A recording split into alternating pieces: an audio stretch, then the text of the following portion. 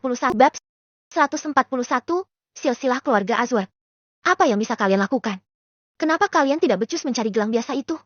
Teriak Ivanka pada bawahannya. Maaf Nona, kami sudah menelusuri seluruh pelosok negeri ini. Dan sekarang kami sudah mengembangkannya ke negara tetangga. Tapi hasilnya masih nihil Nona. Terang bawahannya. Aku tidak mau tahu. Pokoknya kamu cari gelang itu sampai dapat. Kalau perlu buat yang sama persis dengan apa yang ada di gambar. Apa kalian mengerti? Teriak Ivanka lagi yang kali ini menunjukkan kekesalannya. Baik Nona, kami akan melakukan yang terbaik untuk Anda. Ucap bawahannya lalu mereka pergi meninggalkan Ivanka sendirian di ruangannya. Baik Kuni Miesa, aku tidak tahu kamu dapat gelang itu dari mana. Tapi aku akan pastikan kalau kamu akan menjadi milikku seutuhnya. Camkan itu. Gumam Ivanka yang sudah berhasrat untuk bisa memiliki Kuni. Tok tok tok. Suara pintu yang membuat Ivanka makin kesal saja. Ada apa lagi? Ucap Ivanka karena dia tahu. Tidak mungkin bawahannya menemukan gelang Vesmir secepat ini. Maaf Nona, kami mendapat pesan dari Tuan Makito bahwa kita harus segera melunasi sisa pembayaran informasi tempo hari. Terang bawahannya. Makito sialan. Ya sudah. Cepat bayar sana. Teriak Ivanka. Maaf Nona, limit Anda bulan ini sudah melebihi batas. Dan kartu yang lainnya sepertinya diblokir oleh ayah Nona. Ucap bawahannya menjelaskan. Apa? Ini tidak mungkin. Menyebalkan. Teriak Ivanka lagi karena dia baru saja mengalami hal yang sebelumnya tidak pernah dia alami. Krisis keuangan. Apa artinya itu bagi Ivanka? Tapi karena campur tangan sang ayah membuat Ivanka benar-benar tak bisa mempercayainya. Di mana kakekku? Tanya Ivanka. Tetua, saat ini jika sesuai jadwal. Beliau ada di perusahaan bersama kakak Nona. Terang bawahannya lagi. Siapkan mobil. Aku akan ke sana. Ucap Ivanka lagi. Bagi Ivanka, hanya sang kakek yang bisa membantunya berurusan dengan sang ayah. Apalagi Ivanka sangat dimanja oleh kakeknya sehingga membuat Ivanka memiliki tempat tersendiri di hati kakeknya. Sesampainya di perusahaannya, Ivanka yang memakai pakaian mencolok itu langsung pergi ke ruangan kakeknya yang sedang mengadakan rapat penting bersama pemegang saham Azur Group. Meskipun Azur Group dipegang oleh keluarga Azur, tapi saham yang dimiliki oleh keluarga Azur hanya sekitar 58%. Sisanya dibagi lagi menjadi 8 orang yang mana ada 1 orang yang memiliki saham terbesar kedua dengan 20% dan sisanya dibagi lagi menjadi 7 dengan saham yang merata 3% lebih setiap orang. Ivanka yang sudah kesal itu tidak mengetahui tindakannya akan menghancurkan dirinya sendiri karena apa yang dia lakukan bisa mencoreng wajah kakeknya itu. Maaf Nona, tetua sedang mengadakan rapat yang penting saat ini. Siapapun dilarang masuk. Ucap penjaga yang menjaga pintu ruang rapat. Minggir, apa ada yang lebih penting dariku? Ucap Ivanka dengan sombongnya. Setelah itu dia membuka pintu dan masuk dengan liarnya. Kakek, aku ingin bicara dengan kakek saat ini juga. Ucap Ivanka dengan nada manjanya. Ivanka, apa penjaga tidak mencegahmu? Ucap kakek Ivanka datar sambil menahan amarahnya itu. Sudah kakek, tapi apa ada yang lebih penting dariku? Ucap Ivanka yang tidak merasa bersalah itu. Pergi ii teriak kakeknya karena dia kecewa saat Ivanka yang masuk dan mengacaukan rapatnya tidak merasa bersalah. Sementara Ivanka terkejut. Baru kali ini kakeknya berteriak padanya. Apalagi berteriak di depan umum seperti ini yang membuat harga diri Ivanka terluka. Dengan kesedihannya, Ivanka berbalik untuk pergi. Sementara kakeknya langsung tertunduk malu karena rapat pentingnya terganggu oleh cucu tak bergunanya. Maafkan aku tuan-tuan. Maafkan aku karena tidak bisa mendidik cucuku dengan benar. Ucap kakek Ivanka. Apa yang Anda katakan Tuan Fuskas? Tidak mungkin Nona If memimpin kami jika Anda tidak mendidiknya dengan baik. Lagi pula, jika semua cucu Anda seperti Nona If, bukankah itu akan membuat hidup Anda lebih tenang lagi? Saya tidak setuju jika Anda diberi keluarga yang semuanya luar biasa seperti Nona If. Terang lainnya mengutarakan kecemburuannya. Kakek Ivanka yang bernama Fuskas Azur hanya memiliki 1 anak laki-laki dan itu adalah Stein Azur dan memiliki 2 cucu perempuan dari hubungan Stein dengan Feren yaitu If Azur yang sekarang menjabat sebagai CEO Azur Group dan juga Ivanka, wanita manja yang kalah pamor dari sang kakak. If baru berusia 26 tahun saat dirinya sudah ditunjuk sebagai CEO perusahaan keluarganya, menggantikan sang ayah yang tidak becus mengelola perusahaan Azur Group 2 tahun lalu. Dengan kata lain, If saat ini menjadi wanita dewasa berumur 28 tahun. Beda 5 tahun dengan adiknya Ivanka yang saat ini berusia 23 tahun. Kepribadian keduanya juga berbeda di mana If lebih mandiri dan juga cerdas, berbanding terbalik dengan Ivanka yang arogan, sombong dan juga bodoh. Selain itu, sikap dengki sekaligus iri hati yang dimiliki oleh Ivanka membuatnya tak bisa berkembang. Bahkan hanya untuk bekerja sebagai seorang resepsionis pun Ivanka tidak layak karena kepribadiannya yang buruk. Sedangkan If, selain cantik, dewasa, sempurna dan cerdas, dia juga wanita yang sangat dikagumi oleh semua laki-laki. Terutama putra-putra pemegang saham yang saat ini sedang duduk bersamanya dalam satu meja. Di mana selain mengembangkan bisnis, mereka membeli saham Azur Group hanya untuk bisa mendekati If dan menjodohkannya dengan putra-putra mereka. Bagi mereka, apalah arti membuang emas jika mereka bisa mendapatkan belian yang jauh lebih mahal lagi. Dan itulah sistem yang mereka anut, di mana mereka rela membeli 3% saham Azure Group karena mereka mengincar 30% saham Azure Group yang dimiliki oleh Eve saat ini. Sisanya 28% dimiliki oleh kakeknya Fuska sebesar 18% dan rencananya saham miliknya akan diberikan sepenuhnya pada Eve sehingga Eve akan memiliki 48%. Sedang yang 10% dibagi 3 menjadi milik ayahnya, Stein, ibunya Veran, dan juga adiknya Ivanka. Itulah mengapa meskipun Ivanka tidak bekerja, tapi dia masih bisa memiliki penghasilan sendiri dari saham pemberian keluarganya dan membuatnya semakin manja sekali. Meskipun begitu, ketenarannya sebentar lagi akan redup karena silonya cahaya yang dimiliki oleh sang kakak Eve Azure. Sial, sial, sial, baru kali ini kakek membentakku di depan umum. Teriak Ivanka di dalam mobilnya. Apa yang kalian tunggu? Cepat jalan. Teriak Ivanka lagi pada sopir dan kedua pengawalnya karena mobil yang dinaikinya belum juga jalan. Bab 142, Ivanka yang malang. Sementara Ivanka marah-marah tak jelas. Eve yang mengambil alih rapat melakukan tugasnya dengan sangat baik dan membuat rapat selesai dengan mencapai keputusan yang diambil secara bersama-sama di mana tujuan rapat yang diadakan saat ini adalah karena akan adanya gejolak besar di bidang industri di mana akan muncul perusahaan besar yang sudah siap menggetarkan seluruh dunia. Bahkan yang lebih mencengangkan lagi adalah perusahaan tersebut hanya dimiliki oleh satu keluarga saja tanpa campur tangan pihak ketiga. Dengan demikian, mereka berasumsi jika keluarga ini akan menjadi keluarga nomor satu menggantikan keluarga Jayandaru yang sudah lebih dari 80 tahun menguasai pasar dunia. Dan yang lebih mengejutkan mereka lagi adalah, keluarga yang akan mengambil alih pasar dunia dan menggantikan keluarga Jayandaru juga berasal dari negara yang sama yaitu negara Java dan nama keluarga di balik semua ini adalah keluarga Mirza yang memiliki julukan keluarga misterius. Kakek, aku mohon jangan diambil hati. Mungkin Ivanka sedang kesal. Jadinya dia sudah tidak sabar ingin bertemu dengan kakek. Ucap Eve mencoba membuat sang kakek sedikit tenang. Kamu diam saja. Sudah habis kesabaranku menghadapinya. Ucap Fuskas. Tapi memang tidak semua salahnya, Kek. Bahkan aku merasa jika ini adalah salah kakek karena kakek memanjakannya. Terang Eve yang terlihat ada rasa kecemburuannya itu. Mungkin kamu benar. Mungkin saja dia yang salah mengartikan perhatianku ini sehingga dia lebih terjerumus lagi ke perilaku yang salah. Terang Fuskas yang sedikit menyalahkan dirinya sendiri. Sementara Ivanka yang kesal lebih memilih untuk dugem untuk merefreshkan otaknya. Meskipun begitu, bukan pemikirannya yang semakin jernih. Tapi otaknya justru bermasalah karena selain dia masih memiliki masalah lainnya, dia juga menambah masalah yang membuat hidupnya hancur seketika. Semuanya dengan AA, karena aku sedang kesal. Mari kita berpesta sampai puas. Kalian jangan khawatir karena aku yang akan membayar semuanya. Teriak Ivanka yang justru mendapat sambutan dari semua orang. Siapa yang tidak tahu Ivanka di negara ini? Apalagi dia adalah member VVIP di bar mewah ini sehingga saat Ivanka berkata, maka pengelola bar hanya bisa menurutinya karena akibatnya bisa fatal kalau mereka tidak menurutinya. Meskipun begitu, layaknya jual beli barang. Baik Ivanka atau pemilik bar sama-sama mendapat untung di mana Ivanka membayar tagihannya sesuai dengan apa yang dia makan dan minum. Selain itu, bukan sekali ini saja Ivanka mentraktir seluruh bar. Tercatat dia sudah lebih dari 100 kali dengan rentang waktu selama 5 tahun terakhir ini mentraktir semua orang dan harga yang harus dia bayar juga tidak murah. Yaitu sekitar 1 miliar reds selama 24 jam dan itu akan menjadi masalah baru baginya. Ya, masalah baru yang dihadapi Ivanka bukan lagi soal uang. Tapi ini mengenai keselamatan hidupnya. Saat sedang asyik-asyiknya berjoget, segerombolan orang yang berjumlah lebih dari 200 orang memakai topeng tiba-tiba masuk dan melepas tembakan peringatan ke atas dan membuat lampu yang ada di atas pisau tersebut langsung pecah.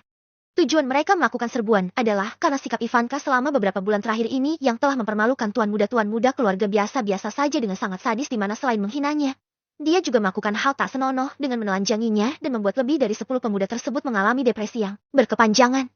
Tepatnya 6 bulan yang lalu Ivanka mempermalukan mereka dan membuat mereka depresi selama 5 bulan lebih. Setelah mereka sembuh dari rasa depresinya, mereka lalu merencanakan untuk menghancurkan hidup Ivanka dan hari ini adalah kesempatan yang mereka tunggu-tunggu sejak 3 minggu yang lalu. 10 pemuda yang dulunya dilecehkan oleh Ivanka, kini mereka membalas dendam dengan menyewa pembunuh bayaran dari negara tirai bambu untuk melindungi mereka saat membalas dendam pada Ivanka. 10 pemuda yang sudah kehilangan akal ini lalu mencari Ivanka dan menyeretnya ke sebuah ruangan. Lalu mereka satu persatu mempek saya Ivanka sambil di video dan membuat Ivanka yang tidak berdaya itu hanya bisa meraung dan menangis sambil melayani mereka. Bahkan kekuatannya sudah habis karena pengaruh alkohol dan membuatnya jadi bulan-bulanan serigala-serigala lapar yang sudah lama memendam kebenciannya. Dasar wanita Jan Nenegram. Rasakan ini hahaha kami tidak peduli jika kami mati. Yang penting kami mati tidak sendirian ucap yang lainnya. Aku akan melampiaskan hasratku sebelum aku benar-benar mati, sekarang. Nikmatilah kesenanganmu ini dasar wanita Jan Nenegram. Umpatan demi umpatan yang mereka lontarkan mampu membuat hati mereka sedikit tenang. Bahkan rasa puas mereka setelah menggagahi dan menyiksa Ivanka membuat mereka tertawa tanpa henti. Sementara Ivanka mengalami kehancurannya, Di luar terjadi baku tembak dan pada akhirnya, setelah 1 jam, penjaga dan polisi berhasil memukul mundur pasukan pembunuh bayaran dan membuat lebih dari 100 orang pembunuh bayaran mati di tempat. Setelah itu, mereka bergegas ke ruangan Ivanka dan mendapati jika Ivanka hanya bisa telentang sambil telanjang dan dengan kondisi yang sangat menyedihkan. Sangat terlambat bagi mereka untuk menyelamatkan Ivanka yang sudah hancur lebur baik fisik ataupun mentalnya itu sehingga tanpa aba-aba lagi. Ke-10 pemuda yang sedang tertawa. Bahkan masih ada satu yang masih menggagahi Ivanka itu lalu dieksekusi di tempat dan tidak ada yang selamat. Meskipun ke-10 pemuda itu mati, tapi mereka mati penuh dengan kemenangan sehingga mereka mati pun tidak menyesal.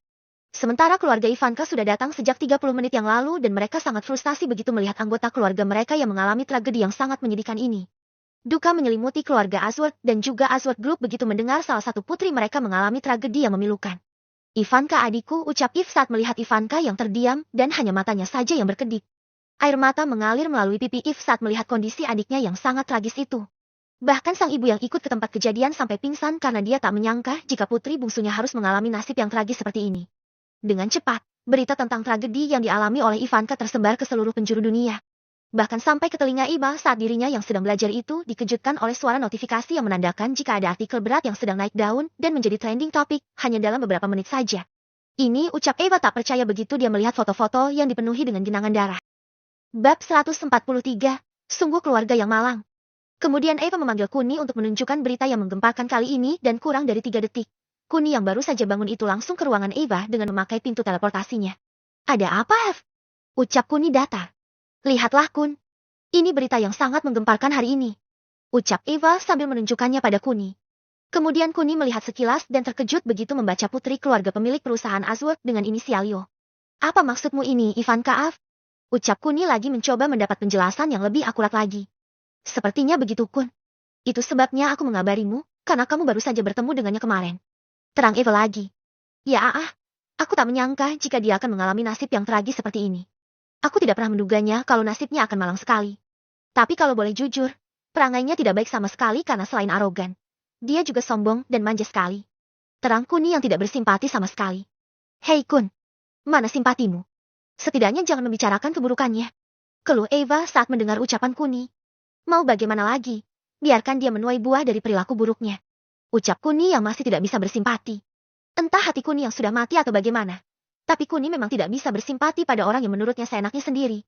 Arogan, sombong dan juga membanggakan kedudukannya atau jabatannya. Mungkin karena Kuni sudah sering menemui seseorang yang memiliki watak seperti mereka sehingga Kuni tak bisa bersimpati pada mereka lagi. Tapi lihat Kun, mungkin apa yang kamu katakan ada benarnya. Karena banyak sekali pro dan kontra yang mereka tulis.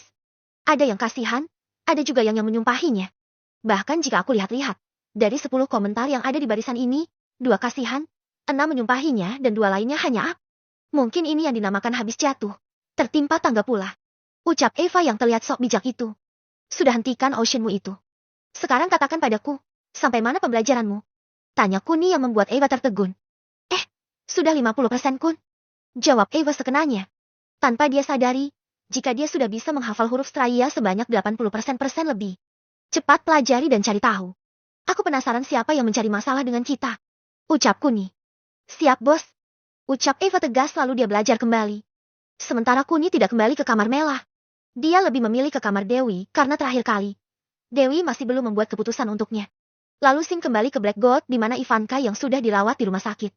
Dia mendapat pengawalan lebih ketat lagi karena keluarganya takut Ivanka akan menjadi sasaran lagi.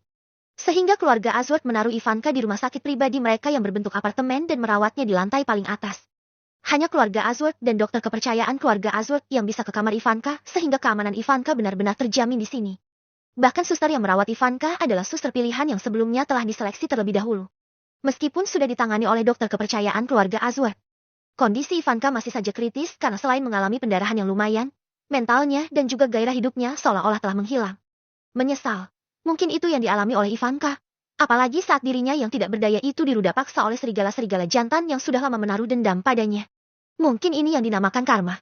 Di mana Ivanka yang arogan dan sombong itu sudah mendapatkan balasannya. Saat sang kakak sedang menangis terseduh-seduh, sang ibu juga masih belum siuman. Kakeknya Fuska sedang sibuk menyuruh orang untuk menyelidiki apa yang terjadi. Sedang sang ayah, Stein justru berpesta pora di villa pribadinya bersama dengan beberapa gadis muda yang dia sewa. Hal ini dia lakukan atas suka dukanya setelah mengetahui kalau beban keluarganya dalam kondisi kritis sehingga dia sangat senang sekali karena sebentar lagi dia akan mendapatkan hak saham milik Ivanka dan menjadikannya pemilik saham terbesar keempat setelah putri sulungnya, Eve. Ayahnya Fuskas dan pemegang saham yang memiliki 20%. Sehingga untuk rapat-rapat selanjutnya, Stan akan diperbolehkan ikut dan dia sudah berencana akan menggulingkan sang ayah dengan meminta bantuan pada kolega-kolega yang berteman baik dengannya. Namun sayang, kenyataan kadang tak sesuai keinginan. Saat putri bungsunya sedang berjuang karena tragedi yang menimpanya. Tindakan yang dilakukan Stan tercium oleh Fuskas saat pengawal pribadinya melaporkan bahwa Stan sedang berpesta pora di villa pribadinya dan itu memancing kemarahan yang sejak tadi sudah ditahan oleh Fuskas. Bunuh semuanya dan jadikan ini sebagai serangan lanjutan. Aku sudah tidak menginginkan anak yang tidak berbakti itu. Ucap Fuskas datar dan kali ini harapannya hanya ada pada Eve cucu sulungnya. Untuk bisa membuat keluarga Azur terus mengendalikan negara Black Gold. Segala cara rela Fuskas lakukan demi tujuannya menguasai Black Gold tetap berjalan sesuai keinginannya. Meskipun usianya sudah tidak muda lagi. Tapi Fuskas sudah berencana untuk menyerahkan apa yang selama ini dia kendalikan kepada harapan terakhirnya dan itu adalah Eve. Tapi, Fuskas masih mempertimbangkannya lagi karena dia sadar. Jika Eve adalah gadis yang terlalu baik untuk merubah tangannya menjadi tangan seorang diktator. Fuskas masih bingung sekaligus takut jika Eve menolak permintaannya untuk mengendalikan Black Gold dari dalam. Walaupun pada kenyataannya Fuskas akan menyerahkan tugas ini pada Ivanka karena hanya Ivanka yang tidak memiliki hati selembut Eve. Tapi karena dia tidak bisa mengendalikan Ivanka dan membuat Ivanka semakin menjadi jeti membuat Fuskas dilema lagi. Apalagi sekarang Ivanka sudah mengalami hal yang sangat memalukan dalam hidupnya sehingga dia yakin jika Ivanka tidak akan bisa hidup dengan normal lagi. Ini karena kamu tidak bisa menahan diri Ivanka, gumam Fuskas, lirih. Setelah kurang lebih sekitar 1 jam kemudian, Fuskas mendapat kabar lagi jika Stan anaknya mati bersama para wanita yang berjumlah lebih dari 5 itu dan membuat Fuskas akhirnya bisa lega. Sedangkan Eve yang mendengarnya terkejut. Dan untuk ibunya Valen, dia kembali pingsan saat mendengar jika suaminya juga ikut meninggal. Sungguh keluarga yang malang judul artikel baru-baru ini saat mereka mengetahui jika Stan mati akibat serangan lanjutan yang didalangi oleh Fuskas. Tapi seluruh dunia justru menduga jika apa yang terjadi pada Stan masih dengan kelompok yang sama dan itu membuat organisasi pembunuh dari negara tirai bambu murka karena mereka merasa difitnah. Bab 144, ternyata berteman. Suasana kembali ricuh saat berita kematian Stan Azur kembali mengguncang sosial media. Banyak yang mengait-ngaitkan apa yang menimpa keluarga Azur disebabkan oleh keluarga Azur yang suka bertindak semena-mena di Black Gold. Terutama putri bungsu mereka yang lebih dulu mendapat karma. Meskipun begitu, masih banyak yang mendoakan agar dewi mereka, Eve Azur baik-baik saja dan tidak terpengaruh oleh keadaan yang terjadi di keluarganya. Bukannya bersimpati pada apa yang terjadi pada Ivanka dan Stan ayahnya. Seluruh komentar dipenuhi dengan komentar-komentar positif tentang Eve yang mana mereka rela menjadi bodyguard dadakan asal bisa jalan bersama Eve bahkan ada yang secara sukarela menjadi teman hidupnya agar Eve bisa hidup lebih tenang lagi. Dari semua komentar yang ada, hanya komentar memperebutkan siapa yang berhak menjadi suami Eve lah yang mendominasi. Bahkan tak jarang, dari 100 komentar, 20 diantaranya adalah wanita dan mereka secara terang-terangan merasa iri dengan kesempurnaan yang dimiliki oleh Eve yang sedang diperebutkan oleh ribuan laki-laki itu. Terlepas dari sosial media yang ramai karena fokus kepada Eve Azur. Eva yang dari tadi belajar juga merasa tertarik ketika melihat judul artikel lainnya yang mana Stan meninggal. Eve naik daun. Seolah-olah, ketenaran Eve di Black Gold mampu membuat sebuah kesedihan menjadi sebuah hiburan yang sangat menarik. Hal inilah yang membuat Eva langsung menyelidiki Eve dan menemukan semua biodata serta beberapa foto sosial medianya dengan sangat mudah. Cantik sih. Tapi dia masih kalah cantik dengan Dewi. Gumam Eva lalu dia melanjutkan belajarnya. Sedangkan Kuni yang sudah tiba di kamar Dewi, dia terkejut begitu melihat Dewi yang masih belum tidur itu. Ada apa sayang? Kenapa kamu belum tidur? Ucap Kuni sambil berjalan ke arahnya. Kuun, ucap Dewi dengan mata yang sedikit sembab. Ada apa sayang? Kenapa kamu terlihat akan menangis? Tanya Kuni penasaran. Temanku Kun, temanku. Dia mengalami kejadian yang sangat tragis. Ucap Dewi sambil melihat handphonenya. Sementara Kuni terkejut, lalu dia menghampiri dan langsung memeluknya untuk menghiburnya. Ada apa dengan temanmu sayang? Katakan padaku. Aku akan membantunya jika aku bisa membantu. Terang Kuni yang masih tak mengerti itu. Dia, untuk saat ini sedang kritis Kun. Apa kamu bisa membantunya? Ucap Dewi yang langsung menangis karena sudah tak bisa membendungnya. Jika dia masih hidup, aku mungkin bisa menyelamatkannya. Sekarang katakan padaku di mana dia. Saat ini juga kita pergi ke sana untuk menyelamatkannya. Ucap Kuni karena dia tak ingin kesedihan yang dialami oleh Dewi mempengaruhi janin dalam perutnya. Apa kamu serius Kun? Tapi aku tidak yakin kamu pernah ke sana karena dia tidak ada di Java. Dia adalah temanku dari luar negeri. Terang Dewi yang membuat Kuni sedikit terkejut. Luar negeri. Gumam Kuni yang didengar oleh Dewi. Iya Kun, dia dari negara Black Gold. Ivanka Azur. Ucap Dewi yang langsung menjelaskan secara detail pada Kuni. Sementara Kuni tertegun begitu mendengar nama Ivanka. Dia tak menduga jika Dewi dan Ivanka berteman. Pantas saja Ivanka tidak pernah berkata nama Dewi, karena mereka sudah saling kenal dan mungkin saja tujuan Ivanka yang secara tiba-tiba ingin menikah dengannya pasti karena dia ingin bersaing dengan Dewi. Sungguh dunia ini sangat sempit, atau memang tempat tongkrongan Dewi saja yang terlalu luas batin Kuni? Kun, kenapa bengong? Kamu bisa menyembuhkannya kan? Ucap Dewi menyadarkan Kuni. Sementara Kuni terdiam beberapa saat dan sedang memikirkan cara agar dia tidak perlu menyelamatkan Ivanka. Kemudian dia teringat dengan alasan kenapa Ivanka seperti ini dan Kuni menemukan alasan yang bagus untuk tidak pergi ke sana. Sayan, memangnya kenapa dia bisa seperti itu? Apa kamu tahu penyebabnya? Tanya Kuni pada Dewi. Dia. Lalu Dewi menceritakan apa yang dia baca di berita sosial media dan membuat Kuni senyum-senyum sendiri dalam hati. Bukankah itu akan sangat memalukan baginya Sayan? Aku yakin tidak hanya fisiknya saja yang terluka, tapi mentalnya juga ikut runtuh. Bukankah lebih baik kalau dia apa Kun? Apa kamu tidak bisa menyembuhkannya? Apa kamu lupa kalau kamu juga bisa membuat mentalnya kembali baik seperti apa yang pernah kamu lakukan pada mereka? Ucap Dewi yang masih bersikuku itu. Mungkin kamu benar Sayan. Tapi berita yang beredar, serta pandangan masyarakat akan berbeda Sayan. Meskipun aku bisa menyembuhkan mentalnya, tapi pikiran masyarakat luas pasti akan mengungkitnya. Meskipun dia sudah sembuh sepenuhnya, tapi dia harus tetap bersembunyi seumur hidupnya karena ingatan masyarakat yang sudah mengetahui apa yang dialami oleh Ivanka akan terus mencuat begitu mereka melihat Ivanka. Bukankah itu akan menjadi bom waktu bagi Ivanka itu sendiri? Terang Kuni yang sedikit logis itu. Kamu jangan pikirin hal lainnya, Kun. Biarkan Ivanka sembuh dulu. Untuk masalah dia sembunyi atau tidak, aku yakin jika keluarganya pasti akan memberikan yang terbaik untuknya. Ucap Dewi. Tapi Sayan, apakah kamu masih tidak mengerti? Kalau gadis liar seperti dirinya itu tidak akan pernah bisa hidup dengan tenang. Dia tidak bisa kalau tidak membuat masalah dalam hidupnya. Itu sebabnya aku. Tunggu, Kun. Kamu bilang tadi gadis liar. Apa kamu mengenalnya? Sehingga kamu bisa menilai dirinya. Ucap Dewi memotong ucapan Kuni. Mengenal, Ten. Tentu saja tidak Sayan. Ucap Kuni sedikit gugup tadi. Lalu, atas dasar apa kamu menilainya sebagai gadis liar? Aku tahu Ivanka tidak seberuntung kakaknya, tapi aku tahu gadis seperti apa Ivanka. Dia yang telah membantuku membangun yayasan Jembatan Asa menuju kesejahteraan, bahkan aku sudah berencana akan memberikan jabatan ketuaku padanya dalam pertemuan rutin 3 bulan lagi. Terang Dewi yang membuat Kuni sedikit terkejut saja. Maafkan aku Sayan, aku tidak bermaksud menjelekannya. Tapi aku berbicara berdasarkan apa yang kamu ceritakan tadi. Bukankah alasan dia mengalami tragedi ini karena dendam laki-laki yang dia permalukan beberapa bulan lalu? Bahkan laki-laki yang dia permalukan mengalami depresi sebelum akhirnya mereka sembuh dan balas dendam. Bukankah itu sudah menunjukkan kalau Ivanka adalah gadis yang buruk? Ucap Kuni mengutarakan pendapatnya. Sementara Dewi terkejut karena Kuni bisa menyimpulkan sesuatu dengan sangat cepat. Meskipun kenyataannya kesimpulan Kuni itu salah di mata Dewi. Bab 145, Bahaya Mendekat. Bukan Kun, bukan seperti itu kejadiannya. Ivanka pernah bercerita padaku dulu kalau laki-laki yang dia lecehkan adalah para bajingan yang lebih dulu mempermalukan seorang wanita. Tidak hanya menyiksanya, bahkan mereka mengancamnya akan menyebarkan videonya kalau wanita tersebut tidak mau menuruti permintaan dari laki-laki tersebut. Itu sebabnya Ivanka membela wanita itu dan mempermalukan bajingan-bajingan itu dengan cara yang sama. Terang Dewi yang membuat Kuni kembali terkejut. Jika kenyataannya seperti itu bukankah dirinya tanpa sengaja menjerumuskan Ivanka? Bahkan apa yang dilakukan oleh Ivanka hampir sama dengan apa yang dilakukan oleh Dewi di masa lalu, di mana Dewi juga secara terang-terangan membunuh pengawal yang berani melecehkan pelayannya. Tapi, semakin lama Kuni berpikir, maka pikirannya semakin bimbang karena secara tidak sadar. Dia telah menganggap Ivanka memiliki watak yang sama dengan Sheila. Sungguh ironi di dalam hatinya karena dia yang bisa mengetahui watak seseorang harus terkecoh untuk kesekian kalinya. Bahkan dirinya juga menyadari jika tak jarang Kuni selalu mengambil keputusan-keputusan yang menurutnya benar. Tapi di sisi lain keputusan itu salah dan tidak berguna. Kun, apa yang kamu lamunkan? Ucap Dewi saat mendapati Kuni lebih sering berpikir saat ini. Baiklah, mari kita ke sana. Ucap Kuni datar lalu dia membuka pintu teleportasinya. Sementara Dewi sedikit terkejut karena Kuni langsung membuka teleportasinya. Bukankah Kuni butuh gambar visual untuk bisa menuju ke tempat yang tidak pernah dia kunjungi? Tapi saat memikirkannya lagi, mungkin Kuni menghubungkan pintu teleportasinya dengan ruangan Eva dan meminta bantuan pada Eva untuk menunjukkan gambar kediaman rumah keluarga Azur.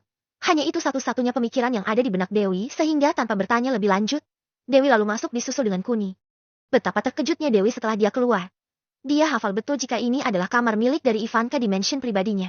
Dirinya yang pernah kesini 1 kali masih ingat betul, karena pemandangan yang terpampang di depannya masih dia ingat dengan sangat jelas. Bahkan kamar yang cenderung sama membuat Dewi semakin yakin jika ini adalah kamar milik Ivanka. Kun ini, ucap Dewi sambil terus memperhatikan sekelilingnya. Apalagi Sayan, ini bukankah kamar? Ucap Kuni terhenti karena dia baru sadar jika pintu teleportasinya bisa terhubung dengan kamar Ivanka. Kamar siapa Kun? Dari mana kamu tahu kalau ini adalah kamar Ivanka? Ucap Dewi tanpa memberi jeda Kuni untuk berpikir. Aku menemuinya di sini kemarin. Ucap Kuni sedikit gugup karena dia tak punya alasan yang lebih masuk akal lagi. Menemuinya? Kemarin? Tanya Dewi yang sedikit terkejut. Ini bukan seperti yang kamu duga sayang. Batu giok yang sebelumnya aku datangkan dari negara Telago dibeli semuanya oleh Ivanka. Aku kesini juga atas permintaan Eva karena Eva yang mengatur semuanya. Kinan Group kekurangan dana sehingga mau tak mau aku menjualnya sendiri. Terang Kuni lagi. Jetty, ini murni karena bisnis. Lalu kenapa kamu tidak mengajakku? Tanya Dewi yang sedikit mencurigai Kuni. Apa yang kamu katakan sayang? Bagaimana aku tahu kamu temannya Ivanka? Bahkan aku tahunya baru tadi saat aku ingin membicarakan masalah keluarga Jayandaru padamu. Ucap Kuni setelah berdiam diri sebentar. Mendengar ucapan Kuni yang sedikit masuk akal, membuat Dewi berhenti bertanya untuk beberapa saat. Meskipun sebenarnya dalam hatinya sedikit kecewa. Tapi Dewi tidak mempermasalahkannya lagi karena Kuni melakukan semua ini demi bisnisnya. Lalu kenapa kita ada di sini Kun? Tanya Dewi lagi. Aku tahunya hanya tempat ini sayang, makanya aku bawa kamu kemari. Terang Kuni santai. Baiklah kalau begitu. Apa kamu bisa membawaku ke apartemen rumah sakit milik keluarga Azur?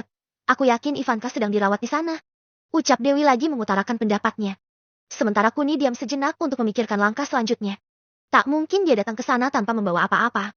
Selain itu, dia yakin sekali jika keberadaannya pasti sudah tercium oleh anggota keluarga Azur karena dirinya yang bertemu dengan Ivanka kemarin bisa dicurigai sebagai mata-mata juga. Lagi-lagi, karena kebanyakan berpikir, sehingga Kuni memikirkan hal yang tidak pernah perlu. Mungkin dia memang bertemu Ivanka kemarin. Tapi yang tahu hanya pengawal pribadi Ivanka, dan juga ayahnya Ivanka, Stein Azur. Meskipun Stein tidak melihat Kuni secara langsung, tapi bukti pengeluaran uang yang terbilang sangat banyak itu mampu menyita perhatian Stein sehingga dia dengan sengaja memblokir seluruh kartu ATM yang dimiliki oleh Ivanka dan akan menyelidiki untuk apa uang sebanyak itu terkirim hanya dalam satu transaksi saja. Kun, apalagi yang kamu pikirkan? Cepat kita ke sana Kun. Desak Dewi pada Kuni. Sebentar sayang, tidak mungkin kita datang ke sana dengan tangan kosong bukan? Ucap Kuni mencoba mendelai keadaan. Apa yang kamu bicarakan Kun? Hadiahnya bisa menyusul. Yang penting saat ini kita sampai ke sana dan menyembuhkannya. Jika semuanya terlambat, bukankah kamu juga tidak bisa berbuat apa-apa? Terang Dewi yang entah kenapa dia sangat mencemaskan keadaan Ivanka. Baiklah. Kamu bayangkan saja apartemennya. Aku akan membuka pintu teleportasinya setelah kamu bilang siap. Ingat, bagian luarnya saja. Kalau perlu agak sedikit jauh sehingga kita tidak dicurigai oleh mereka. Terang Kuni yang langsung mendapat anggukan dari Dewi. Sementara Kuni dan Dewi sedang menuju ke rumah sakit keluarga Azur. Pemimpin organisasi pembunuh negara Java yang kebetulan saat ini ada di kota Purple sedang merencanakan serangannya menuju ke rumah Kuni yang ada di Silver Lake. Mereka tidak hanya datang untuk berkunjung, melainkan untuk membalas dendam pada kepala keluarga Mirza yang telah membunuh rekan mereka beberapa hari yang lalu. Sebuah momen yang mereka tunggu-tunggu sejak krisis yang melanda Java berakhir kemarin dan malam ini bertepatan dengan sebuah berita yang juga tak kalah menggemparkannya di seluruh dunia. Yaitu tentang keluarga Azward negara Black Gold. Lapor ketua, semua persiapan sudah selesai. Ucap bawahannya.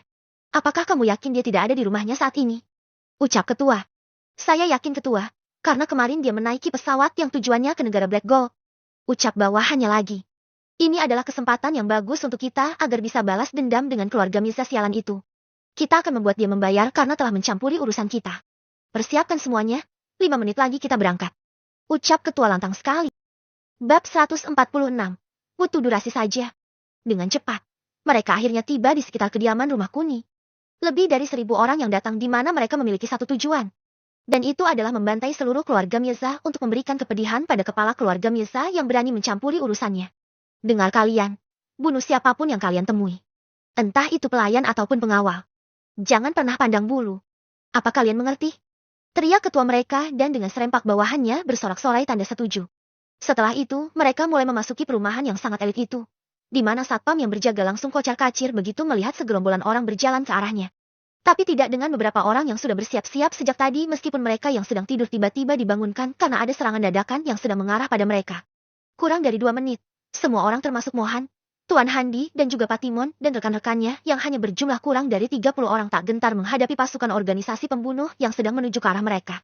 Selain ada Tuan Handi yang memiliki kekuatan yang jauh lebih hebat dari semuanya, masih ada Piki yang dikhususkan Kuni untuk menjaga rumahnya dan dari Piki lah informasi ini berasal karena dia bisa mengendus niat mereka sejak jaraknya 1 kilometer dari kediaman rumah Kuni. Bisa dibilang, Piki hampir memiliki kepekaan yang sama dengan jalan. Meskipun jalan lebih peka lagi dengan jarak kepekaan yang mencapai 5 kilometer dari tubuhnya. Guru, apa Anda yakin kita bisa menghadapi mereka? Ucap Mohan yang terlihat tidak yakin itu. Mohan, apa kamu lupa siapa orang yang kita ikuti saat ini? Bahkan aku yakin 100% kalau Tuan Kun ingin menguasai dunia ini dengan menyerang seluruh negara sekaligus. Maka dia pasti berhasil. Karena guruku, Tuan Leo sudah mengatakan sebelumnya kalau dia bisa membunuh siapapun yang dia kehendaki. Terang Tuan Handi tegas dan itu mampu membuat keraguan Mohan menghilang. Tuan Handi, apa yang harus kita lakukan untuk meredam pergerakan mereka? Bukankah mereka terlalu banyak untuk kita? Tanya Patimon yang boleh jujur dia sedang tertekan saat ini. Bukan hanya karena Kuni, tapi karena dia tidak sanggup jika untuk menjadi seorang presiden karena kemauan Kuni. Itu sebabnya dia ingin segera bertemu lagi dengan Kuni dan mengutarakan keberatannya agar Kuni mencari kandidat lainnya. Anda jangan khawatir. Aku dan Nona Mina akan menjadi tameng. Dan kalian tembak mereka setelah mereka berada di jarak tembak kita. Terang Tuan Handi dan mendapat anggukan dari semuanya. Setelah itu, pasukan organisasi pembunuh yang berjumlah lebih dari 1.000 orang itu menyerbu dengan berlari sekencang-kencangnya. Seperti ninja. Itulah gambaran seluruh orang yang menyerbu rumah Kuni dan membuat Tuan Handi sedikit ketar-ketir juga karena dia tak akan bisa mengenali yang mana pemimpinnya. Serang teriak seseorang dan kemudian semua orang berlari semakin kencang dan pada akhirnya berada di jarak tembak yang diinginkan oleh Tuan Handi. Tembak! Teriak Tuan Handi lalu ratusan peluru terbang menuju sasarannya dengan jarak yang aman di mana pasukan pembunuh terkejut begitu mendengar suara tembakan dan membuat mereka kocak-kacir. Bahkan hanya kurang dari 1 menit. Sudah lebih dari 100 lebih pasukan pembunuh yang mati di tempat. Sedang yang lainnya langsung membuat tameng untuk dirinya dari tubuh temannya yang telah tewas sambil mundur secara perlahan. Kamu, apa yang terjadi? Bukankah kamu bilang kepala keluarga Mirza tidak ada di rumahnya? Ucap ketua mereka yang terlihat marah itu karena mereka tidak mendapat informasi kalau masih ada penjaga di rumah keluarga Mirza. Maaf ketua, memang benar kepala keluarga Mirza tidak ada di rumahnya saat ini. Ucapnya sedikit gugup karena takut. Lalu apa ini? Apa yang terjadi pada mereka? Cepat cari tahu posisi mereka dan laporkan jumlahnya. Jangan bilang kalian tidak ada yang membawa senjata api. Ucap ketua mereka sedikit kesal sekali. Siap laksanakan ketua. Ucapnya lalu dia pergi. Sementara ketua dan anggota yang lain sedikit mundur dan berlindung di balik gedung dan juga pohon-pohon yang tinggi di sekitar perumahan. Mereka tak menyangka jika mereka masih mendapat perlawanan dari penjaga keluarga Mirza. Strategi Anda berhasil Tuan Handi. Lihatlah mereka sudah mundur sekarang. Ucap Patimon setelah dia menghentikan tembakannya. Jangan senang dulu Tuan Patimon. Kita tidak bisa merayakannya saat ini karena kita harus memastikan bahwa tidak ada yang bisa kabur saat ini. Terang Tuan Handi lalu berjalan ke arah Piki. Nona Mina, mohon maafkan saya karena saya mungkin merepotkan Anda. Ucap Tuan Handi sopan sekali karena Tuan Handi menyadari jika Piki lebih hebat darinya. Katakan Tuan Handi, apa yang Anda inginkan? Ucap Piki datar. Saya ingin agar Anda menjaga bagian belakang mereka. Buat garis yang jelas antara mereka. Dan jika mereka melanggar batas yang Anda buat, Anda boleh membunuhnya. Terang Tuan Handi seperti penuh dengan perhitungan itu. Sementara semua orang setuju, Piki masih berpikir sejenak karena cara yang disarankan oleh Tuan Handi sepertinya ingin berlarut-larut dan tak ingin menyelesaikannya dengan cepat. Tuan Handi, saya bisa membunuh mereka langsung. Untuk apa melakukan hal yang tidak dibutuhkan? Bukankah itu buang-buang waktu namanya? Terang Piki berterus terang sekali. Oh mungkin Anda benar Nona Mina, tapi semua ini atas permintaan sang sutradara. Nona Eva meminta durasi karena dia akan membuat film dokumenter yang dibutuhkannya. Ucap Tuan Handi santai sambil menunjuk ke atas di mana Eva sedang merekam dengan santainya. Sementara semua orang melihat ke atas. Patimon justru terkejut karena semua ini rencana dari kekasihnya tersebut. Darling. Ucap Patimon lirih begitu melihat Eva yang sedang merekam sambil menikmati camilannya. Apa yang kalian lihat? Cepat bekerja dengan baik. Teriak Eva santai sekali dan itu membuat orang-orang yang sedang berjuang layaknya badut bagi Eva. Jadi ini semua rencana Eva, Tuan Handi? Tanya Patimon sedikit kesal. Bisa dibilang begitu Tuan Patimon. Nona Eva hanya meminta durasi rekamannya saja minimal 15 menit.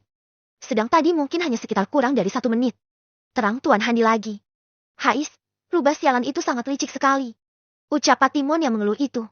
Wahai Patimon, apa menurutmu aku tidak bisa mendengar apa yang kamu ucapkan? Ucap Eva yang kali ini terdengar di sebuah speaker yang tepat berada di atas mereka. Ini. Ucap Patimon terkejut karena dia tahu jika ini radio 2 arah yang mirip HT.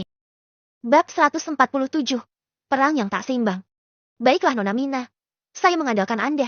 Ucap Tuan Handi lagi. Setelah itu, Piki pergi dengan menyelinap dan membuat penghalang di barisan belakang musuh. Sedangkan Patimon dan yang lainnya sedang bersiap-siap untuk melanjutkan aksi mereka membantai musuh yang sudah sedikit mundur tersebut. Ketua, aku sudah mengetahui posisi musuh kita. Mereka tepat ada di depan kita dengan posisi sedikit di atas kita. Lebih tepatnya di balkon sana. Ucap bawahannya. Bagus, sekarang kita serang. Siapkan Basoka. Ucap ketua mereka antusias. Kemudian, ada lebih dari 15 orang yang memegang basoka mendekat. Disusul dengan pasukan bersenjata lengkap di belakangnya. Kemudian para ninja yang bersenjatakan pedang juga sedang mendekat dan membuat barisan yang rapi di belakang. Tuan Handi, apakah Anda yakin bisa menghalaunya? Ucap Patimon yang kembali sedikit gugup ini.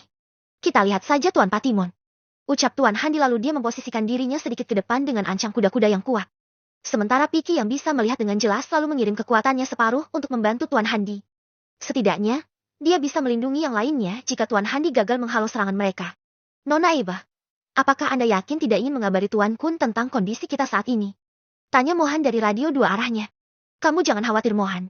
Kuni pernah berkata, selain orang-orang yang memiliki kekuatan yang sama, maka tidak ada yang bisa mengalahkan monster-monster yang dia bawa. Itu sebabnya aku sangat yakin dengan ucapannya. Terang Eva yang membuat Mohan sedikit tenang kali ini. Sementara di kediaman rumah Kuni sedang ada perang yang tidak seimbang sama sekali itu. Kuni dan Dewi yang telah keluar dari pintu teleportasi lalu terkejut begitu melihat ratusan wartawan yang sedang mengelilingi pintu utama rumah sakit pribadi milik keluarga Azwar. Tujuan mereka jelas, yaitu mencari kabar terkini dan mempublikasikannya untuk pertama kali sehingga mereka mendapat bayaran yang pantas. Apalagi tragedi yang menimpa Ivanka tidak hanya menyita perhatian di seluruh negaranya, tapi juga sudah merambah ke seluruh dunia karena ada nama keluarga Azwar di belakangnya. Bahkan tak jarang, semua stasiun televisi lebih menyiarkan berita tentang Ivanka ketimbang program lokal mereka sendiri. Hal ini jelas, karena berita tentang Ivanka dapat meningkatkan rating untuk stasiun televisi masing-masing. Kun, ayo cepat. Ucap Dewi yang sudah tak sabar itu. Tunggu Sayan. Cegah Kuni. Ada apa lagi Kun? Keluh Dewi. Galan, jadilah topeng untukku. Ucap Kuni singkat lalu Galan pun menghilang dari jari jemari Kuni. Setelah itu, Galan berubah menjadi topeng di depan Kuni. Untuk apa Kun? Kenapa kamu memakai topeng? Ucap Dewi penuh tanda tanya itu. Ini untuk menyembunyikan identitasku Sayan. Lebih baik kita masuk dan anggaplah aku pengawalmu. Jangan lupa pakai penutup wajahmu. Ucap Kuni lalu dia berjalan di depan Dewi. Setelah itu mereka masuk melewati ratusan wartawan. Awalnya tak ada yang menghalangi Kuni. Tapi kemudian saat Kuni sudah di tengah-tengah, ada juga yang menghalangi Kuni karena mereka menganggap Kuni tidak antri di barisannya.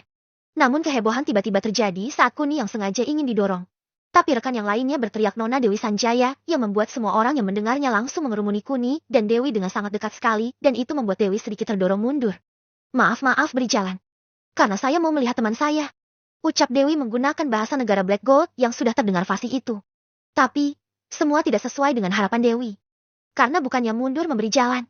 Mereka justru semakin rapat karena ingin mendapat gambar Dewi dengan sangat jelas dan menjadikannya headline khusus dengan judul yang bisa menarik perhatian halayak umum. Melihat wartawan yang gigih ini, membuat Kuni sedikit memakai kekuatannya dan membuat seluruh elektronik yang ada di sekitarnya dengan radius 10 meter meledak kecil dan membuat kamera tiba-tiba mati. Begitu pula dengan handphone yang ada di saku, mereka juga ikut rusak. Dan ini menjadi kasus yang unik lainnya, sehingga mereka hanya bisa kebingungan dengan apa yang terjadi dengan mereka. Mengetahui ada celah, Kuni lalu menyeret Dewi sedikit dan pada akhirnya mereka masuk tanpa ada hambatan yang berarti. Sesampainya di depan pintu. Maaf Nona, rumah sakit sedang tutup. Ucap penjaga. Aku ingin menjenguk temanku Ivanka. Ucap Dewi sambil membuka penutup wajahnya. Terkesima, kedua penjaga itu tentu terkesima dengan kecantikan yang dimiliki oleh Dewi. Tapi mereka langsung sadar karena mereka ingat dengan tugas mereka. Anda, tapi mohon maaf Nona. Pihak keluarga tidak mengizinkan siapapun selain keluarga Azwar untuk bisa memasuki rumah sakit ini. Kekeh penjaga karena dia tidak kenal dengan Dewi. Tolong bilang pada Tuan Fuskas, Nona If atau Nyonya Feren. Bilang saja namaku Dewi Sanjaya. Pasti mereka akan mengizinkanku masuk. Ucap Dewi lagi yang masih sedikit ngotot itu. Kami mohon maaf Nona, sesuai dengan instruksi dari Tuan Fuskas. Tidak ada yang boleh masuk selain keluarga Azwar. Ucap penjaga masih bersikukuh. Tapi, sudah hentikan Sayan, biar aku yang tangani. Ucap Kuni lalu maju. Tanpa berkata apa-apa, Kuni lalu mengunci kedua penjaga itu dengan kekuatannya dan membuat kedua penjaga itu hanya bisa melihat dan tidak bisa bergerak. Bahkan untuk bicara pun tidak bisa karena Kuni mengikatnya kuat sekali. Kamu masuklah dulu. Ucap Kuni pada Dewi setelah membuka pintu tersebut. Kemudian Dewi berlari dan dia sedikit kebingungan karena dia tidak tahu Ivanka ada di ruangan mana dan lantai berapa. Dengar kalian, anggap saja ini peringatan dariku. Jika kalian melihat topeng ini lagi, aku harap kalian lebih hormat lagi. Apa kalian mengerti? Ucap Kuni datar lalu menghilang menyusul Dewi. Sementara penjaga tersebut hanya mengangguk pelan dan seketika mereka bisa bergerak dan tersadar. Kamu, tolong kabari Tuan Fuskas kalau ada penyusup. Biar aku mengunci gedung ini dan tidak membiarkan siapapun keluar dari gedung ini. Ucap salah satu penjaga melakukan prosedur pengamanan yang sudah dia latih berulang kali itu. Kemudian, kedua penjaga itu berpencar. Tak lupa sebelum mereka berpencar, mereka mengunci pintu utama terlebih dahulu agar para wartawan tidak menyerbu masuk. Ada di mana Ivanka, gumam Dewi saat melihat nomor lift yang hanya di lantai 4. Masuk Sayan, Ivanka di lantai atas. Ucap Kuni setelah berhasil menyusul Dewi. Kamu tahu dari mana Kun? Tanya Dewi penasaran sekali. Aku bisa merasakan kalau ada beberapa orang di sana. Selebihnya dari lantai 4 sampai 20 kosong tidak ada orang. Hanya ada penjaga di depan lift dari lantai 3 ke atas. Terang Kuni lengkap dan itu membuat Dewi tercengang. Bab 148. Bertemu Fuskas Azward. Meskipun begitu, Dewi tetap mengikuti arahan Kuni dengan memencet tombol lantai nomor 21. Dengan cepat, mereka akhirnya tiba di lantai ke-21. Dan begitu pintu lift terbuka, sudah ada lebih dari 100 penjaga yang sudah bersiap menghadang mereka. Siapa kalian? Apa tujuan kalian datang ke sini? Teriak salah satu penjaga. Aku Dewi Sanjaya. Aku ingin menjenguk temanku Ivanka. Ucap Dewi yang langsung memperkenalkan dirinya sambil membuka penutupnya. Lagi dan lagi, penjaga yang bisa melihat Dewi langsung terkesima. Tapi mereka langsung tersadar karena mendapat dorongan dari rekannya yang ada di belakang karena tidak mendapat suara apa-apa lagi. Maaf Nona. Tuan Fuskas tidak ingin ada yang menjenguk cucunya saat ini. Anda bisa kembali nanti. Ucap penjaga yang terlihat segan karena kecantikan Dewi. Tidak bisa, aku ingin bertemu dengannya. Tolong sampaikan permintaanku ini pada Tuan Fuskas. Ucap Dewi lagi. Sementara penjaga yang paling depan langsung saling memandang. Mereka tak bisa memutuskannya sendiri karena Dewi sudah ada di lantai 21 sekarang. Apalagi mereka juga masih khawatir dengan orang bertopeng di depan Dewi sehingga membuat mereka ragu-ragu untuk mengusirnya. Kalian, cepat beritahu Tuan Fuskas. Ucapnya pada rekannya. Setelah itu, kurang dari 2 menit. Datang beberapa orang dengan kaki yang sangat lemah sekali. Mungkin karena dia mengalami kesedihan yang mendalam. Sehingga gairah hidupnya sudah sangat menurun sekali. Tuan Fuskas, mari silahkan. Ucap penjaga sambil membuka jalan untuk Tuan Fuskas. Setelah itu, Tuan Fuskas bisa melihat Dewi dari jarak yang tinggal beberapa langkah lagi. Kesedihan terlihat jelas di wajah Tuan Fuskas. Tapi senyuman masih ia paksa untuk menyambut Dewi yang sudah dia kenal itu. Nona Dewi, mari silahkan. Maafkan penjagaku yang tidak ramah. Itu karena mereka menjalankan tugas yang diberikan olehku. Ucap Tuan Fuskas sambil mencoba meraih tangan Dewi. Tidak apa-apa Tuan Fuskas. Mungkin ini juga salahku karena aku tidak mengabari sebelumnya. Begitu aku mendengar kabar tentang Ivanka, aku sudah tak bisa berpikir jernih. Dan pada akhirnya aku mengalami kesulitan oleh ulahku sendiri. Terang Dewi yang masih mendapat senyuman dari Fuskas. Oh begitu Nona Dewi. Ngomong-ngomong ini. Ucap Tuan Fuskas terhenti dan mempertanyakan orang bertopeng di samping Dewi. Oh ini adalah calon suamiku Tuan Fuskas. Baik Kuni Mirza. Ucap Dewi singkat dan itu membuat Tuan Fuskas sedikit terkejut. Baik Kuni Mirza. Apa Anda dari keluarga Mirza yang? Anda benar Tuan. Saya Baik Kuni Mirza dari keluarga Mirza. Pemilik perusahaan Kinan Group. Ucap Kuni lalu melepas topengnya. Bagi Kuni, untuk bisa bergaul dengan orang-orang kaya, maka dia tidak perlu merendah. Bahkan kalau bisa harus sedikit sombong agar tidak diremehkan oleh mereka. Sementara Tuan Fuskas terkejut. Kemudian dia mengingat wajah Kuni di sebuah televisi beberapa bulan yang lalu dan benar saja. Ini adalah kepala keluarga Mirza yang misterius. Oh Tuan Muda Mirza, senang berkenalan dengan Anda. Saya Fuskas Azward dari perusahaan Azward Group. Terang Tuan Fuskas sambil berjabat tangan dengan Kuni. Baru tadi dia mengadakan rapat mengenai perusahaan Kinan Group, dan sekarang Tuan Fuskas bisa melihat secara langsung Tuan Muda keluarga Mirza yang ada di belakang dari perusahaan Kinan Group. Lupakan acara bisnis ini Tuan Fuskas. Aku datang ke sini karena ingin melihat temanku dan menyembuhkan temanku. Jadi bisakah saya melihat Ivanka secara langsung? Ucap Dewi yang langsung ke intinya itu. Menyembuhkan Ivanka. Nona Dewi, sejak kapan Anda bisa menyembuhkan orang? Ucap Tuan Fuskas yang sepertinya tidak mempercayai ucapan Dewi itu. Tidak, bukan aku Tuan Fuskas. Tapi calon suamiku. Dia yang akan menyembuhkan Ivanka. Terang Dewi lagi sambil menunjuk Kuni. Apa? Tuan Muda Mirza? Ucap Tuan Fuskas lebih tidak percaya lagi. Begini Tuan Fuskas. Calon suamiku lebih hebat dari dokter manapun di bumi ini. Jadi percayalah dan bawa kami ke sana secepatnya. Desak Dewi lagi. Tapi, ucap Tuan Fuskas terhenti karena dia sedang memikirkan sesuatu. Bahkan dokter pribadi keluarganya adalah dokter terhebat dan terkenal di seluruh dunia. Tapi mereka masih tidak bisa menyadarkan Ivanka. Sedangkan sekarang, Dewi muncul bersama Kuni yang masih sangat muda sekali. Sehingga membuat Tuan Fuskas tidak mempercayainya. Anda jangan khawatir Tuan Fuskas. Aku yang akan bertanggung jawab jika terjadi apa-apa pada temanku Ivanka. Ucap Dewi mencoba meyakinkan Tuan Fuskas. Kamu tidak harus melakukan itu Sayan. Aku tidak ingin kamu dalam bahaya. Ucap Kuni romantis sekali dan itu membuat Dewi sedikit terpesona. Meskipun begitu, Dewi tidak menunjukkannya karena dia tahu kalau Kuni hanya menggodanya saja. Apalagi dia mendengar sendiri dari Stella dan juga Steffi kalau Kuni bisa menyambung lagi tangan yang putus. Bukan patah, tapi putus bisa tersambung lagi dan itu membuat keyakinannya akan Kuni sangatlah tinggi. Kakek. Tiba-tiba suara seorang wanita yang menangis dengan seorang dokter di depannya membuat Tuan Fuskas langsung berlari ke arahnya. If, ada apa? Ada apa ini Tuan Wembley? Ucap Tuan Fuskas setelah bertanya pada If. Lalu dia bertanya pada dokter pribadi keluarganya, Wembley. Lin Wembley. Mohon maafkan kami Tuan Fuskas. Kami sudah melakukan semua yang terbaik. Tapi Nona Ivanka. Ucapan Tuan Wembley terhenti karena dia tak tega jika mengatakan kalau Ivanka akan cacat seumur hidupnya. Apa? Apa maksud Anda Tuan Wembley? Apa cucuku Ivanka sudah mati? Ucap Tuan Fuskas sedikit menahan kesedihannya itu. Tidak. Bukan begitu Tuan Fuskas. Nona Ivanka masih hidup. Tapi dia tidak bisa hidup dengan normal lagi. Setelah kami melakukan beberapa tes, hasilnya telah keluar dan Nona Ivanka dapat dipastikan cacat seumur hidup. Ucap Wembley menguatkan hatinya. Mendengar kata cacat, membuat Tuan Fuskas sedikit gemetar. Meskipun begitu, berita ini sedikit menggunjang hatinya karena apa yang terjadi pada Ivanka bisa saja atas kesalahannya membentak Ivanka terakhir kali. Dengan jiwa yang lemah, Tuan Fuskas selalu terjatuh karena dia tak kuat jika harus melihat cucunya Ivanka cacat selama sisa hidupnya. Kakek, ucap If lalu menahan kakeknya. Kun, apa yang kamu tunggu? Cepat, ucap Dewi pada Kuni dan membuat Kuni mengangguk. Maaf Tuan, Anda tidak boleh masuk. Ucap Wembley pada Kuni dan itu menyita perhatian dari If. Nona Dewi, siapa dia? Dan apa tujuannya kemari? Ucap If mencoba bertanya pada Dewi. Bab 149, bacot lu. Oh, maafkan aku Nona If. Dia adalah calon suamiku. Baik Kuni Mirza. Ucap Dewi memperkenalkan Kuni lagi. Baik Kuni Mirza. Apa dia tuan muda keluarga Mirza negara Java? Ucap If saat mengingat wajah Kuni di televisi yang pernah dia lihat beberapa bulan lalu. Anda benar Nona If. Dia aku ajak kemari karena aku ingin dia menyembuhkan temanku Ivanka. Ucap Dewi lagi dan kali ini lebih mengejutkan If. Menyembuhkan? Apa dia seorang dokter? Lalu dari lulusan mana dia berasal? Ucap If seperti menghina Kuni karena dia ingat betul jika Kuni hanya lulusan SMK dan dia juga hanya seorang ojol sebelumnya. Itu informasi yang dimiliki oleh If dan Tuan Fuskas tidak mengetahui akan hal itu. Sementara Kuni hanya tersenyum. Jika dulu ada yang menghinanya, dia mungkin akan marah.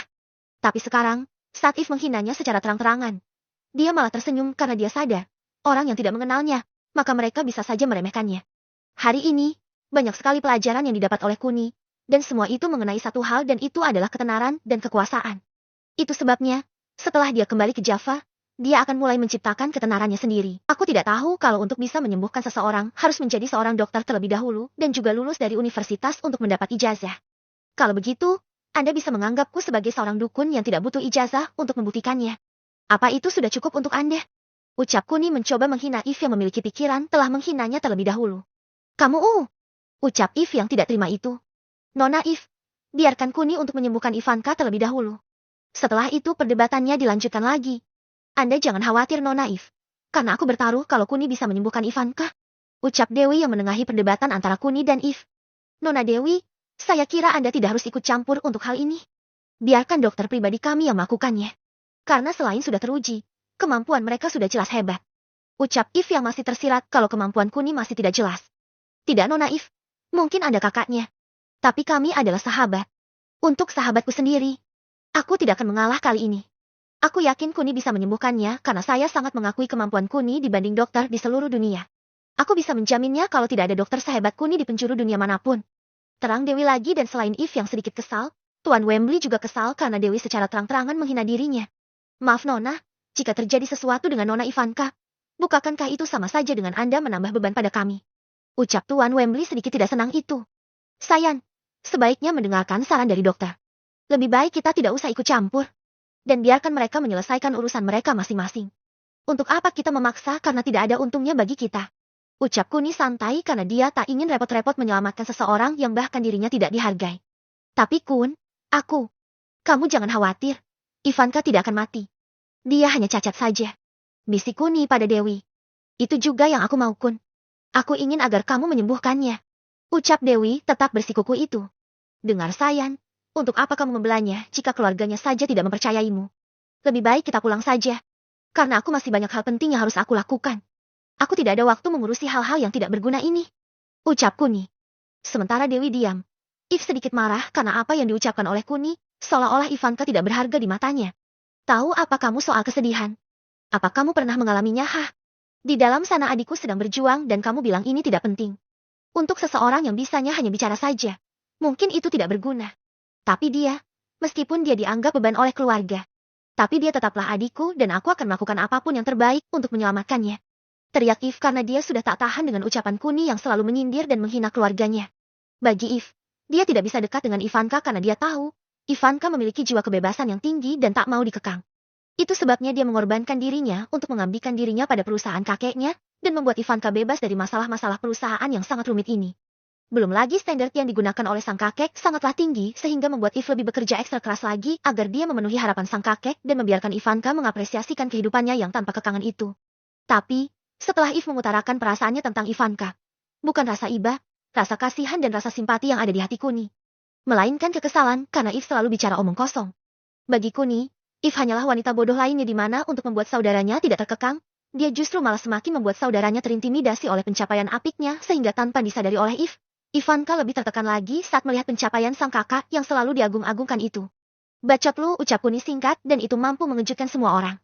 Bagaimana Kuni tidak pernah mengalami hal yang lebih menyedihkan dari ini, apalagi dia pernah kehilangan Kinan dan nenek Enti secara bersamaan. Belum lagi kehilangan ketujuh bidadarinya akibat insiden yang dilakukan oleh Sheila. Sehingga tanpa Eve kasih tahu pun, harusnya Kuni bisa merasakan kepedihan yang jauh lebih pedih lagi ketimbang situasi yang dialami oleh Ivanka. Bahkan baru-baru ini, dia juga mengalaminya di mana Steffi menjadi target pembunuhan dan mengalami kecelakaan yang sama parahnya dengan Ivanka. Dan sebelum insiden yang menimpa Steffi, Siso juga pernah mengalaminya. Jadi tidak ada yang lebih mengerti daripada Kuni itu sendiri dan Eve tidak akan pernah menyadari itu. Kun, apa maksudmu? Apa kamu tidak ingin menyelamatkan Ivanka? Tanya Dewi yang kali ini terlihat sedih itu. Bagaimana aku bisa menyelamatkannya, sayang? Bukankah kamu tahu sendiri kalau aku tidak diberi kesempatan? Jangan bilang aku yang menolaknya. Terang Kuni pada Dewi. Tapi Kun, aku mohon sekali saja. Selamatkanlah dia. Demi aku. Demi anak yang ada di perutku ini, Kun. Ucap Dewi yang kali ini membuat Kuni benar-benar terkejut. Dia tahu siapa Dewi. Tapi sikapnya saat ini tidak mencerminkan Dewi yang dia kenal. Seolah-olah, dia bukan Dewi karena dia berani bersumpah demi anak yang baru ada di kandungannya. Mungkin Kuni tahu kalau Dewi sudah berubah dan semakin lebih feminim. Tapi sikap kasarnya tidak mungkin berubah secepat ini, bukan? Bab 150. Pengobatan di luar nalar. Sayang, apa maksudnya ini? Kenapa kamu membelanya mati-matian? Apalagi kamu sampai berani bersumpah atas nama anak kita. Apa yang sebenarnya terjadi denganmu? Ucap Kuni yang sangat penasaran itu. Aku melakukannya karena aku berhutang nyawa dengan Yakun.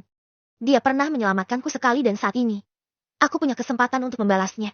Jika bukan karena dia, aku sudah mati 10 tahun yang lalu. Ucap Dewi pada Kuni. Sementara Kuni tertegun. Tapi jika hutang nyawa mungkin ada benarnya juga kalau Dewi sangat gigih ingin menyelamatkan Ivanka.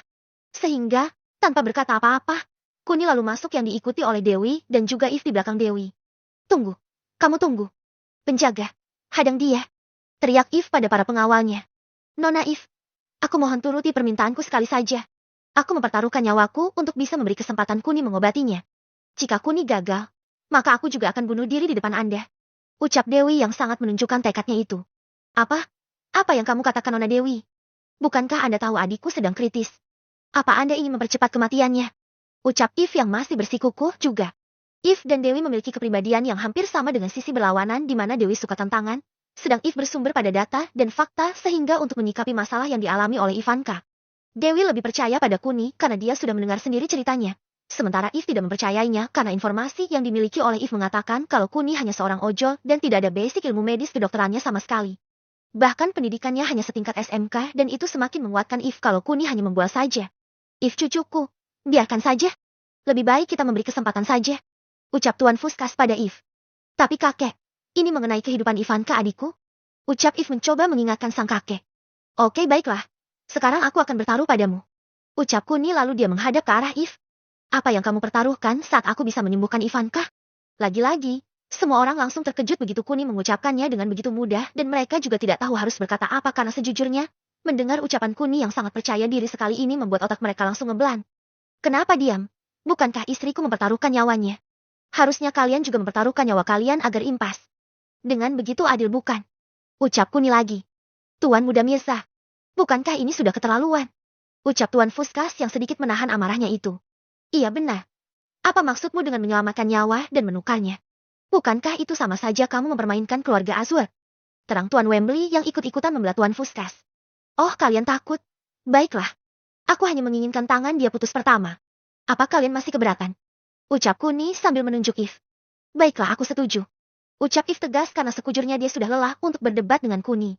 Di samping itu, hanya ini satu-satunya cara agar mereka berhenti berdebat dan Kuni bisa segera pergi dari rumah sakit ini dalam keadaan kehilangan Dewi dan calon anaknya yang telah didengar oleh If tanpa sengaja itu. If, ucap Tuan Fuskas lirih dan mendapat anggukan dari If. Oke, apalagi yang kalian tunggu? Silahkan kalian keluar. Ucap Kuni singkat yang sedikit arogan itu. Tidak, aku ingin melihatnya dengan mataku sendiri kalau kamu bisa mengobatinya. Aku takut kamu tiba-tiba pergi dari sini setelah membuatnya kehilangan nyawa. Ucap If yang masih menaruh curiga pada Kuni. Tidak masalah, Tuan Fuskas dan Tuan Baju Putih. Maksudku Tuan Dokter yang hebat. Kalian boleh pergi karena aku tidak bisa fokus jika ada kalian. Ucap Kuni yang sengaja menghina sang dokter. Dengan menggerutu, Tuan Wembley dan juga Fuskas keluar. Sementara Kuni, Dewi dan If masih di dalam ditemani oleh 3 suster kepercayaan keluarga Azwar. Sayan, duduklah. Dan lihatlah betapa hebatnya aku ini. Ucap Kuni sombong sekali lalu dia mengeluarkan jarum perak miliknya. Melihat jarum perak, If sedikit terkejut. Begitu juga ketiga suster yang ada di dalam bersamanya juga ikut terkejut. Apa kamu akan memakai itu? Kuno sekali. Ucap If sedikit mengejeknya. Sementara Kuni hanya tersenyum. Lalu dia melihat Ivanka dengan mata dewanya dan mengetahui kalau Ivanka mengalami hal yang sama dengan apa yang pernah dialami oleh Sisal di mana lutut kirinya patah dan kedua lengan tangannya juga patah.